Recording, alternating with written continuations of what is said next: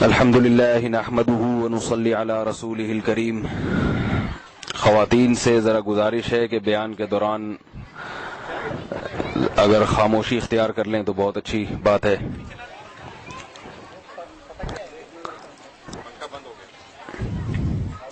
جو آج کا بیان ہے یہ خواتین کے لیے زیادہ ضروری ہے، بچوں کی تربیت سے متعلق۔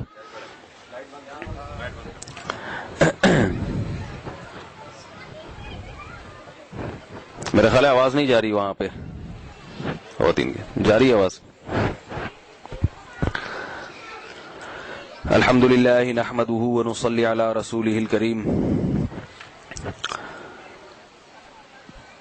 یہ ہمارے دوست ہیں آصف صاحب، انہوں نے مجھے آج بہت زیادہ تاکید کے ساتھ درخواست کی تھی کہ بیان کروں، ورنہ میں تقریبات میں بیانات نہیں کرتا، کیونکہ تقریبات میں لوگ آتے ہیں کھانے پینے، دیکھتے ہیں یہاں بھی مولوی صاحب پہنچے ہوئے ہیں تو گھبرا جاتے ہیں کہ ادھر بھی سنتے رہو، ٹی وی کھولو تو اس میں بھی آج کل ریڈیو میں بھی آ رہے ہیں، تو اب ہماری شادیوں میں بھی گھس گئے مولوی صاحب، وہاں بھی اپنی باتیں کر کے جاتے ہیں۔ گھر میں تبلیغ والے خود بیل بجا کے بلانے لگے ہیں کہ آپ آئیے بات سنیں۔ تو اس لیے نظریہ یہی ہے کہ جس نے مولوی صاحب کی بات سننی ہے وہ مسجد میں خود آ جائے۔ تو لیکن ان سے کیونکہ دوستی بھی بہت ہے اور ان کی طرف سے اصرار بھی بہت زیادہ تھا،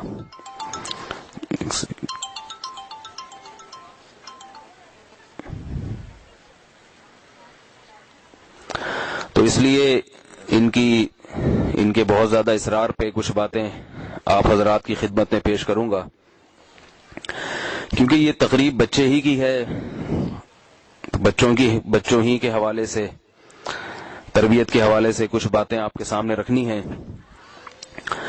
پہلی بات تو یہ کہ یہ الحمدللہ اپنے بچے کے لیے قرآن مجید کی تعلیم کا آغاز کر رہے ہیں، تو بچے کی حوصلہ افزائی ہے۔ اس قسم کی تقریب اگر ہوتی ہے، ختم قرآن پہ لوگوں میں دستور ہے کہ بچہ جب قرآن مجید کی تعلیم مکمل کرتا ہے تو کچھ دعوت کا انتظام کرتے ہیں، اس سے بچے کی حوصلہ افزائی ہوتی ہے کہ مجھے اہمیت دی جا رہی ہے۔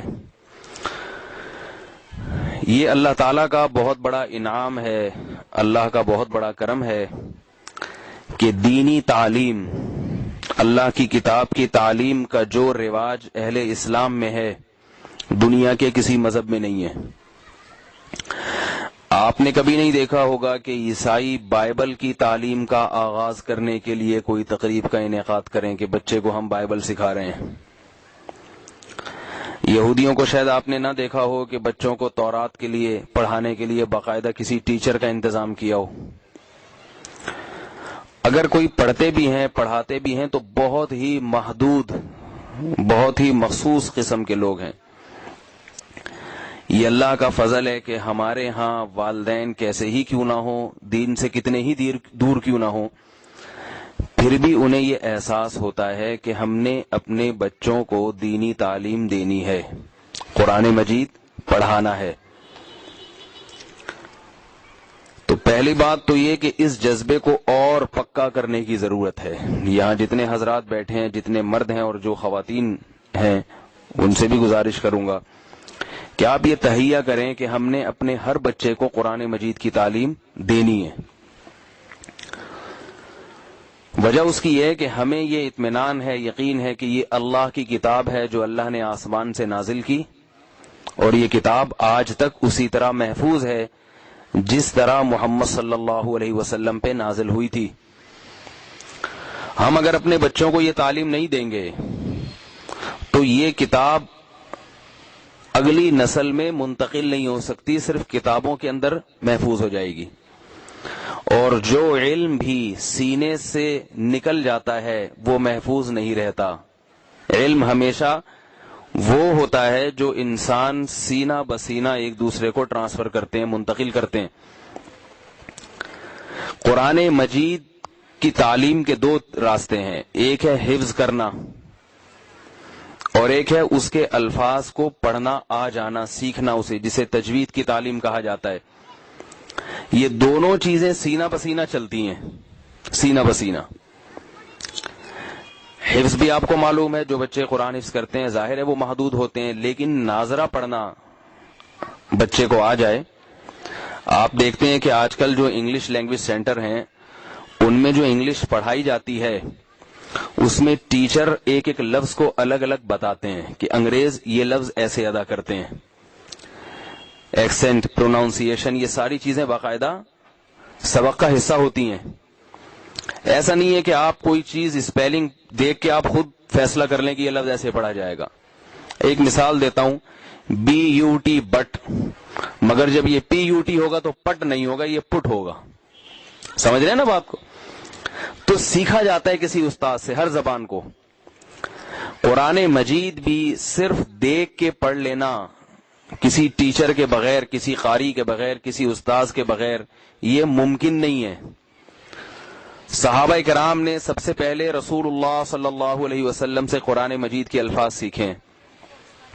حالانکہ وہ عربی دان تھے، وہ پڑھنا جانتے تھے، مگر صحابہ کرام نے، آج ہم جو قرآن مجید کی تلاوت کرتے ہیں یہ تلاوت صرف دیکھ کے متعین نہیں ہوتی.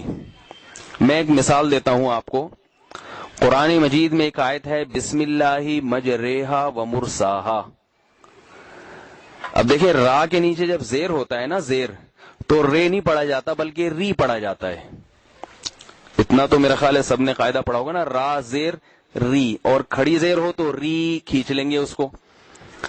لیکن یہ قرآن مجید میں ایک آیت ہے، بسم اللہ مجری لکھا ہوا ہے مگر پڑھا کیا جاتا ہے مجریہا. بسم اللہ مجریہا و مرساہا. کیوں؟ اس لیے کہ محمد صلی اللہ علیہ وسلم نے اس آیت کو مجریہا و مرساہا پڑھا ہے.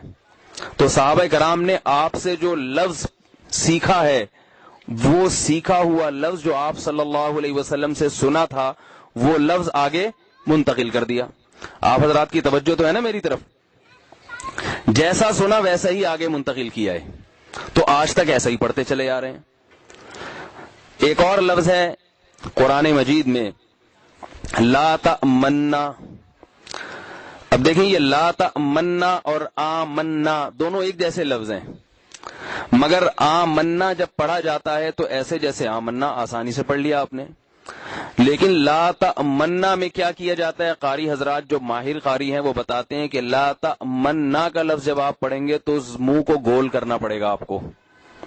لا تأمنا، ایسے منہ گول کر کے پڑھیں گے. کیوں؟ اس لیے کہ رسول اللہ صلی اللہ علیہ وسلم نے جب یہ لفظ پڑھا تھا تو آپ صلی اللہ علیہ وسلم نے اپنے ہونٹ مبارک کو گول کیا تھا. تو قرآن مجید کی جیسی حفاظت ہوئی ہے دنیا میں کسی کتاب کی ایسی حفاظت نہیں ہوئی.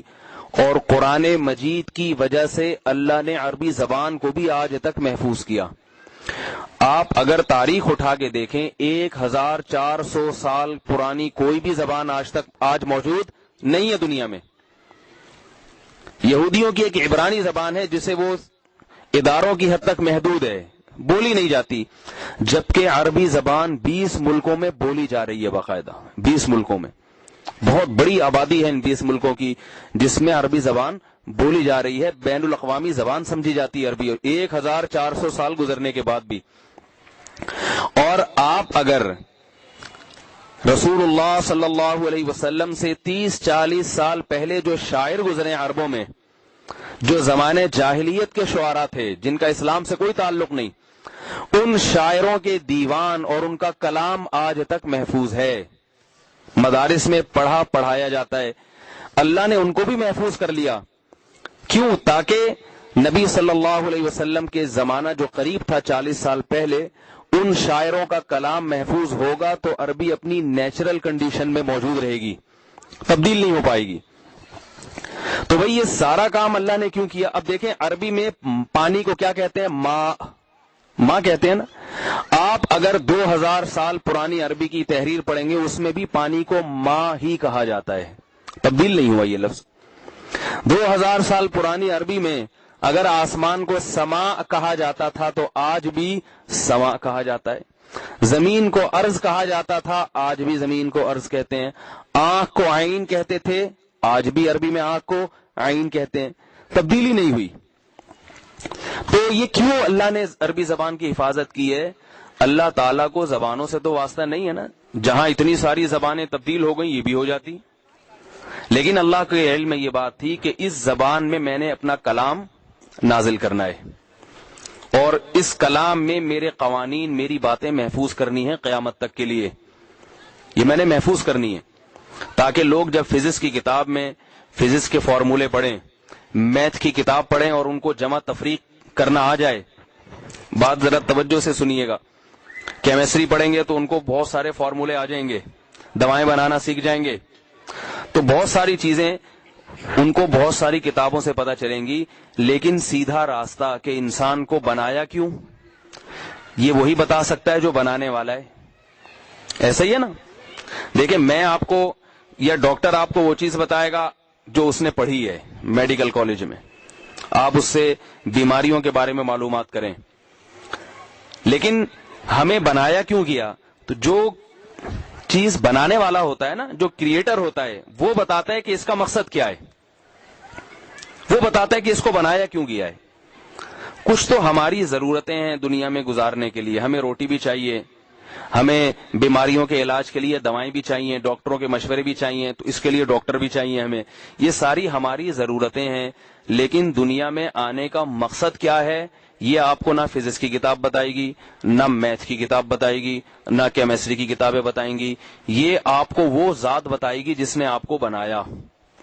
اس نے مٹی سے بنایا اور کیوں بنایا وہ بتائے گا. وما خلقت الجن والانس الا لیعبدون. کیوں بنایا اس نے؟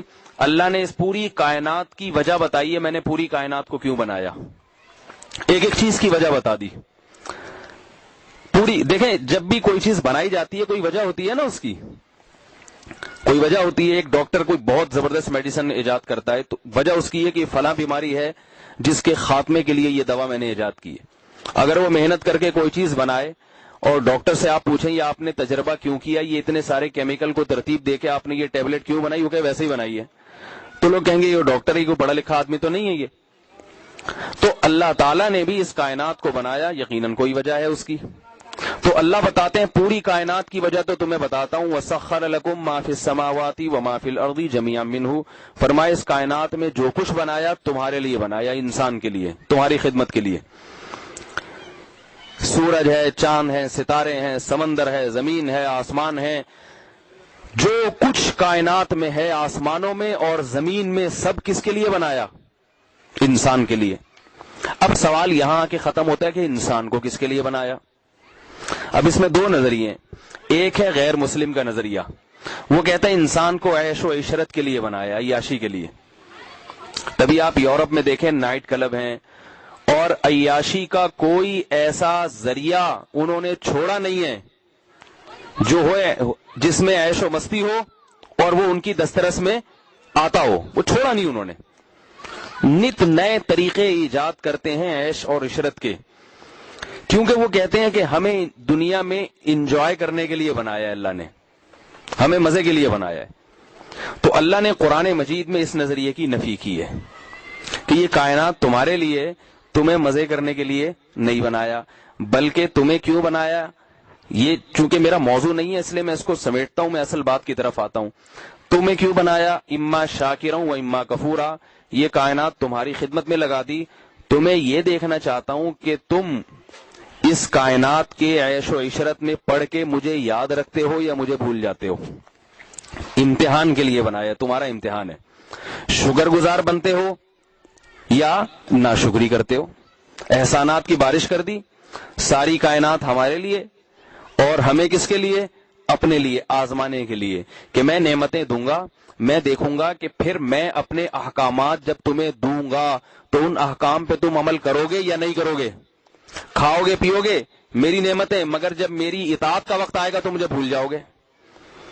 تو اگر مجھے یاد رکھا اس وقت، اس کا مطلب ہے تم مجھے پہچانتے ہو، ناشکرے نہیں ہو. اور اگر وقت پہ مجھے بھول جاتے ہو تو اس کا مطلب ہے تمہیں دنیا کی ہر چیز معلوم ہے، اپنے بنانے والے کا علم نہیں ہے تمہیں. تو یہ باتیں صرف قرآن میں لکھی ہیں، دنیا کی کسی کتاب میں نہیں ہے یہ. کیونکہ دنیا کی ساری کتابیں انسانوں کی لکھی ہوئی ہیں، وہ یہ باتیں تھوڑی کریں گے اس میں بیٹھ کے. ہر آدمی اپنے مفاد میں بات کرتا ہے نا. یہ باتیں کون کرے گا؟ خدا کرے گا یہ باتیں، جس نے بنایا. تو اب اللہ کی چونکہ آخری کتاب ہے قرآن مجید، قرآن مجید ایک واحد کتاب ہے جس پر رائٹر کا نام نہیں لکھا کہ اس کا لکھنے والا کون ہے. کیوں؟ اس لیے کہ اس کا خالق کون ہے؟ اللہ ہے. یعنی اس کا لوں گا اور نہیں ہونے دوں گا. لیکن یہ کتاب کی حفاظت کا اللہ نے وعدہ کیا، اور یہی وجہ ہے کہ کتاب بھی محفوظ، وہ زبان بھی محفوظ جس کی وجہ سے کتاب کی حفاظت ہو. عربی زبان اگر دنیا سے ختم ہو جائے تو پھر قرآن مجید سمجھ میں نہیں آئے گا. زبان کو بھی محفوظ کر لیا، زبان بھی محفوظ. تو کتنی حفاظت کی ہے. تو یاد رکھیے، جب کوئی شخص اپنے بچے کو قرآن مجید کی تعلیم کے راستے پر ڈالتا ہے تو اس کا مطلب کیا ہے؟ وہ یہ چاہ رہا ہے کہ قرآن کی حفاظت میرے دور تک تو ہوئی ہے، یہ حفاظت اگلی نسل میں بھی، بولیے بھائی، منتقل ہو جائے. کیونکہ ہم اگر یہاں بریک لگا دیں، ہم اپنے بچوں کو نہیں سکھائیں گے قرآن. ہم انگلش سیکھیں گے اور جناب ہم مختلف زبانیں سیکھیں گے اور ہم دنیا کی ہر چیز سیکھیں گے، قرآن نہیں سیکھیں گے کیونکہ اس پہ پیسے نہیں ملتے. بیٹا آپ لوگ ادھر جاؤ، چلو شاباش. ہم ہر وہ کام کرتے ہیں نا جس میں ہمیں کچھ نفع نظر آئے. قرآن مجید میں نفع نظر نہیں آتا. بھائی کیا مولوی بن جائیں گے، قاری بن جائیں گے، کیا ہو جائے گا اس سے؟ یہی ہو جائے گا نا، قاری بن جائیں گے، تھوڑے سے لوگ کہیں گے بہت اچھا قرآن پڑھ لیتا ہے ماشاءاللہ. آپ کو کوئی جاب تو کہیں ملے گی نہیں کہ آپ کسی ملٹی نیشنل کمپنی میں جائیں اور آپ وہ پوچھیں آپ کے پاس سند کیا ہے، آپ جی میں بہت اچھا قرآن پڑھتا ہوں. کہیں گے بھائی یہاں ہم نے مینیجر بنانا ہے، آپ کو مینجمنٹ MBA اگر آپ نے کیا ہوا ہے تو آپ اس سیٹ کے لیے سوٹیبل ہیں. باقی آپ قرآن بہت اچھا پڑھتے ہیں تو جائیے تراویح میں نمازیوں کو پڑھائیے. آپ یہاں آپ کا کوئی کام نہیں ہے. تو اس لیے بچے MBA بھی کر رہے ہیں، BBA بھی، معلوم نہیں کتنی کتنی ڈگریاں آ گئی ہیں، کیا کیا کرتے چلے جا رہے ہیں، PhD بھی کر رہے ہیں اور بہت کچھ کر رہے ہیں. لیکن قرآن مجید کا کیا ہو گیا؟ لیکن قرآن مجید کا جو شوق پہلے تھا بچوں میں سیکھنے کا اور والدین کو سکھانے کا، وہ شوق اب ختم تو نہیں ہوا، کم ضرور ہو گیا ہے. جتنے شوق سے پہلے اپنے بچوں کو سکھاتے تھے وہ شوق اب کم ہو گیا ہے. تو دیکھیے، ہم چونکہ مسلمان ہیں تو ہم نے یہ وراثت آگے منتقل کرنی ہے. اپنے بچوں کو قرآن مجید اس لیے نہیں سکھانا کہ اس میں دنیا کا کوئی مفاد نہیں ہے، بلکہ ہم نے اس لیے قرآن مجید سکھانا ہے اپنے بچوں کو کہ ہمیں جو ہمارے والدین سے، جو ہمارے روحانی باپ دادا سے ہمیں جو نعمت ہمیں ملی ہے، اس نعمت پہ ہم نے قبضہ نہیں کرنا بلکہ آگے اس کو منتقل کرنا ہے. اور قیامت کے دن اللہ ہم سے اس بارے میں سوال کرے گا. اور یاد رکھیے، یہ ذمہ داری خواتین کی زیادہ ہے کیونکہ چھوٹے بچے خواتین کے کنٹرول میں ہوتے ہیں. تو اپنے بچوں کو میں خواتین سے گزارش کروں گا کہ قرآن مجید بھی پڑھائیں. اس میں ایک بات کا یہ خیال، انگلش سکھانے کے لیے تو آپ نے ٹیچر رکھا ہوا ہوتا ہے اور چیک بھی کرتے رہتے ہیں کہ یہ پڑھا بھی رہا ہے یا گڑبڑ تو نہیں کر رہا. بچوں کو O لیول اسکول میں ایڈمیشن کراتے ہیں، پھر دیکھتے ہیں کہ یہ کچھ بول بھی رہے ہیں کہ نہیں بول رہے. اگر 6 مہینے ہو گئے اور بچے کو دس اور دیٹ کا فرق ہی نہیں پتا ہے تو آپ فوراً ایک اپلیکیشن بھیجیں گے کہ بھائی ہم 3-3 4-4 ہزار روپے فیسیں دے رہے ہیں اور بچے کو دس اور دیٹ کا فرق نہیں آتا. کیا کرتے ہیں نہیں کرتے؟ میرا خیال ہے شاید میری باتیں سمجھ میں نہیں آ رہی. نوٹس لیتے ہیں کہ نہیں لیتے نوٹس؟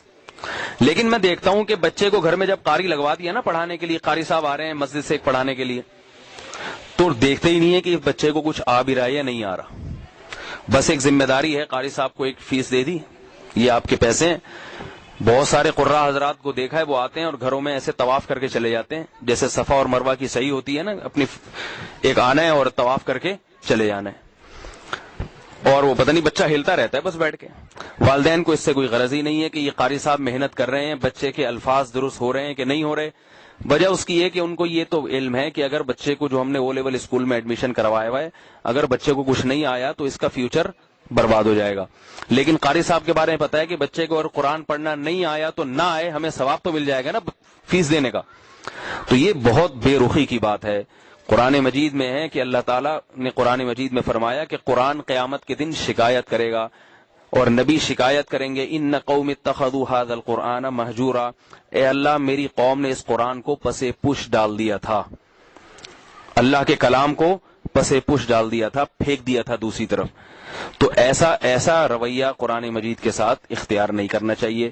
آپ جب گھر میں قاری لگوائیں یا بچے کو بھیجیں تو دیکھیں کہ اس کو کچھ آ بھی رہا ہے یا نہیں آ رہا.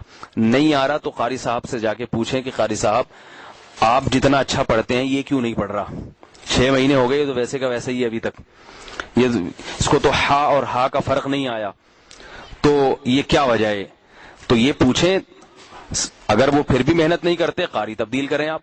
آپ کو یہ احساس ہونا چاہیے کہ کچھ وقت کے بعد آپ کے بچے کو اتنا اچھا قرآن پڑھنا چاہیے کہ آپ کو سن کے مزہ آ جائے، آپ کو سن کے مزہ آ جائے. اور خدا کی قسم، والدین میں اگر ایمانی جذبہ ہے، تھوڑا سا ایمان ہے، وہ جب اپنے بچے سے قرآن سنتے ہیں اچھی آواز میں، تو ان کی روح کو ایسی تسکین ہوتی ہے کہ دنیا کی کسی چیز سے انسان کو ایسی تسکین نہیں ہوتی.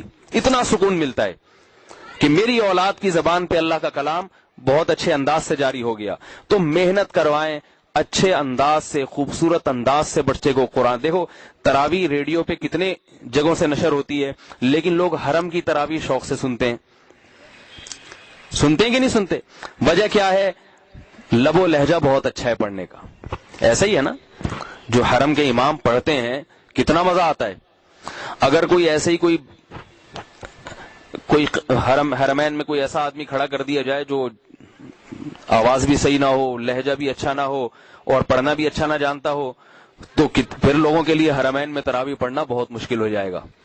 تو آپ بھی اپنے بچے پہ محنت کریں. قاری صاحب سے بولیں بھائی وہ اتنا اچھا پڑھ سکتے ہیں، میرے بچے کا بھی آپ محنت کریں، میں آپ کو اضافی ڈبل فیس دوں گا، لیکن بچہ ایسا پڑھے جیسا وہ پڑھ رہے ہیں یا جیسے فلاں قاری پڑھ رہا ہے، ایسا پڑھانا ہے آپ نے اس کو. لیکن اس کی طرف توجہ نہیں ہے، لوگوں کی توجہ نہیں ہے، تو اس کی محنت کریں گے نہیں کریں گے بھائی. تو خواتین سے خاص طور پہ، کیونکہ بچوں کی نگرانی خواتین کرتی ہیں. ایک بات یہ، دوسری ایک اور ہدایت دے کے بس اب بات کو ختم کرتا ہوں.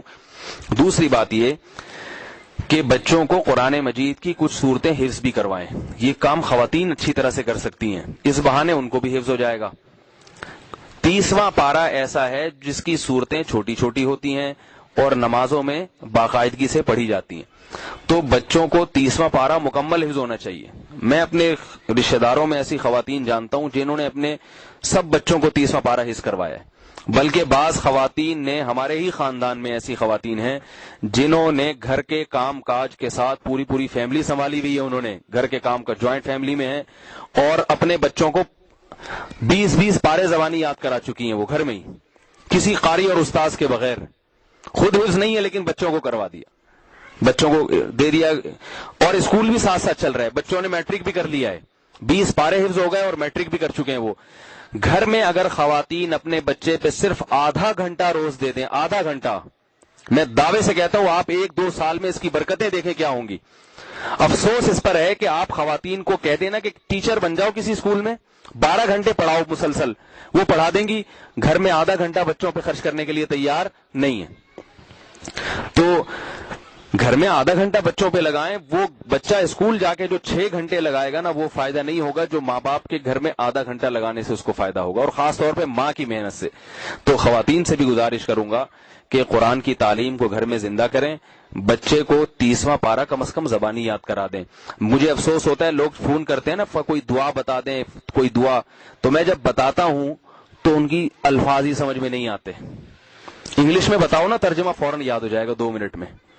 اب ظاہر ہے دعائیں انگلش میں تو نہیں ہیں، وہ کس میں ہیں؟ عربی میں. قرآن کی جتنی دعائیں ہیں، ربنا آتنا فی الدنیا حسنہ وفی الآخرۃ حسنہ وقنا عذاب النار، عربی میں ہے. اور صبح و شام کی جو کھانے کی دعا ہے، کھانا کھانے کے بعد کی دعا، الحمدللہ الذی اطعمنا وسقانا وجعلنا مسلمین، کہ تمام تعریفیں اس اللہ کے لیے جس نے ہمیں کھلایا اور پلایا اور ہمیں مسلم بنایا. کتنی اچھی دعا ہے. صبح اٹھنے کی دعا ہے، الحمدللہ الذی احیانا بعد ما اماتنا والیہ النشور. دیکھو یہ گوروں کے پاس یہ چیزیں نہیں ہیں. وہ صبح اٹھتے ہیں اللہ کا نام لیے بغیر، اٹھتے ہی کھانا پینا شروع کر دیتے ہیں. ہماری صبح کتنی اچھی ہوتی ہے اس دعا کے ساتھ. پہلا لفظ جو ہماری زبان سے نکلتا ہے الحمدللہ، تمام تعریفیں اللہ کے لیے. الذی اطعمنا الذی احیانا بعد ما اماتنا، جس نے ہمیں موت کے بعد دوبارہ زندگی دے دی. نیند بھی تو موت ہے. تمام تعریفیں اس اللہ کے لیے جس نے ہمیں موت کے بعد دوبارہ زندگی دے دی. وَإِلَيْهِ النُّشُورُ، اور ایک دن ہم اسی کی طرف لوٹ کے جائیں گے. آج تو ہم بستر سے اٹھ رہے ہیں، ایک دن قبر سے اس طرح اٹھیں گے ہم. جس طرح آج اس نے ہمیں نیند سے جگایا، ایک دن حقیقی موت سے بھی جگائے گا وہ. تو صبح انسان کو یہ حساب و کتاب کا احساس بھی بیدار ہو جاتا ہے کہ آج تو میں نیند سے اٹھ رہا ہوں, کل میں موت سے اٹھ کے اللہ کے سامنے حساب و کتاب پیش کروں گا. میں کھانے میں کتنا اچھا لفظ ہے, بسم اللہ الرحمن الرحیم, اس اللہ کے نام سے جو بڑا مہربان اور نہایت رحم والا ہے. بڑا مہربان ہے تبھی تو ایسی ایسی چیزیں اس نے ہمارے لیے پیدا کی ہیں, ہم کھا رہے ہیں. اور کھانے کے بعد تمام تعریفیں اس اللہ کے لیے جس نے ہمیں کھلایا اور پلایا. اللہ بھی خوش ہوتا ہوگا نا. دیکھو کھانے سے پہلے بھی یہ اللہ پیسے تھوڑی مانگ رہے ہیں کھانے کے ہم سے. اگر اللہ ان کی قیمتیں لینا شروع کر دے ہم شکر نہیں ادا کر سکتے. تو افسوس ہوتا ہے جب کسی کو بتایا جائے یہ دعا ہے تو ان کو بتا رہے ہیں جیسے الحمدللہ, تو نکل ہی نہیں رہا منہ سے. پڑھا ہی نہیں کبھی زندگی میں, انگلش آتی ہے, اردو آتی ہے, عربی کے الفاظ ہی نہیں آتے. تو آپ اپنے بچے کو بچپن سے اگر یہ دعائیں اور یہ چیزیں کچھ صورتیں یاد کرا دیں گے تو اس کو عربی لب و لہجے سے کچھ مناسبت پیدا ہو جائے گی. پھر بڑے ہو کر وہ چاہے گا خود بھی بہت سی چیزیں یاد کر لے گا. پھر اگر کوئی مولوی صاحب اسے بتائیں گے نا یہ دعائیں پڑھ لو, پڑھ بھی لے گا, سمجھ بھی لے گا, رٹا لگا کے یاد بھی کر لے گا. ایک عمر ہوتی ہے انسان کی سیکھنے کی. تو خواتین سے بھی گزارش ہے اپنے بچوں پہ ذرا محنت کریں, اور جو مرد حضرات بیٹھے ہیں ان سے بھی گزارش ہے. اللہ تعالی ہم سب کو سمجھنے کی, عمل کرنے کی توفیق عطا فرمائے. وما علینا الا البلاغ.